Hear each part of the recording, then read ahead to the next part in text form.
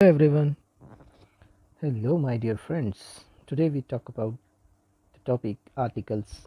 Articles are small words. They are a, an and the. They are used before noun. Hence they are really demonstrative adjectives. Kinds of articles. Articles are classified into two kinds. They are indefinite and definite article. ಆರ್ಟಿಕಲ್ಗೆ ಎರಡು ಪ್ರಕಾರಗಳಾಗಿ ವಿಂಗಡಿಸಿದ್ದಾರೆ.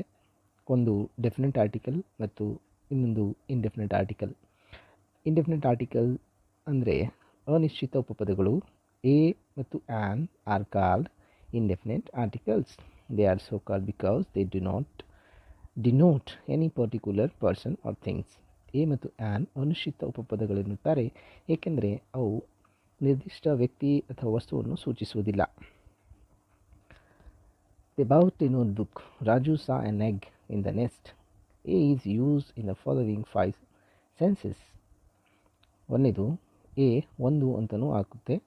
She has a book in her hand. A per ಅಂತಲೂ ಆಗುತ್ತೆ. They earn 20,000 a month. ಇಲ್ಲಿ per ಅಂತ ಆಗುತ್ತೆ. A ಒಂದು ಸಲ ದನೂ ಆಗುತ್ತೆ. Same birds of a feather flock together. A ಆನ್ನು ಆಗುತ್ತೆ. He had gone a hunting. I found him a bed. A ಎನಿನೂ ಆಗುತ್ತೆ. A king had 4 sons. Definite article ನಿಶ್ಚಿತ ಉಪಪದಗಳೆನ್ನುತ್ತಾರೆ. The is called definite article. It is so called because it is denote A specific person or thing.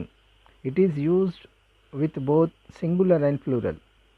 The ಇದು ಎಂಥದ ವ್ಯಕ್ತಿ, ಇಂಥದೇ ವ್ಯಕ್ತಿ ಅಥವಾ ವಸ್ತು ಎಂದು ನಿಶ್ಚಿತವಾಗಿ ಸೂಚಿಸುವುದರಿಂದ ಇದಕ್ಕೆ ನಿಶ್ಚಿತ ಉಪಪದವೆಂದು ಕರೆಯಲಾಗುವುದು. ಇದನ್ನು ಏಕವಚನ ಮತ್ತು ಬಹುವಚನ ಎರಡರಲ್ಲಿ ಬಳಸುತ್ತಾರೆ. The gold of Australia is a cheap. The Kaveri is a holy river. The book you want is out of stock. The book, ನನಗೆ ಯಾವ ಬುಕ್ ಬೇಕು ಅದು ಅದರ ಬಗ್ಗೆನೇ ನಾವು ಹೇಳ್ತಾ ಇದ್ದೇವೆ ಅಂತ ಅರ್ಥ.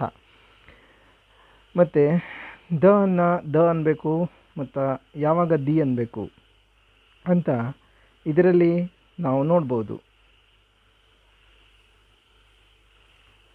Before vowel letter the pronounce the.